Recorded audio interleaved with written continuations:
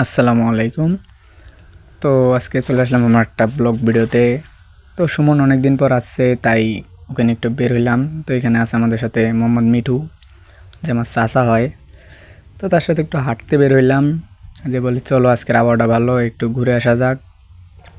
তো আমরা তিনজন একটু হাঁটতে গেছিলাম, অনেক মজা করলাম, কারণ অনেক দিন পর দেখা হলে আর কি যা হয়, মানে নিজের মধ্যে একটা ভালো লাগা চলে আসে।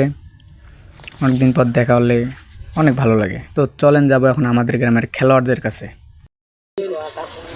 আরে এই যে হইলো আমাদের এলাকার 10 নম্বর, ভাইস্তে তোমার ফেসটা দেখাও। এই যে হইলো আমাদের 10 নম্বর, আর এই যে হইলো ডিফেন্ডার 13 নম্বর রোমেরো।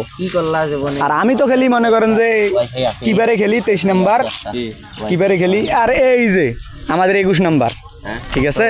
এই যে এটা হলো বান্না, যে হলো 11 নম্বর জার্সিতে খেলে আমাদের গ্রামের মধ্যে।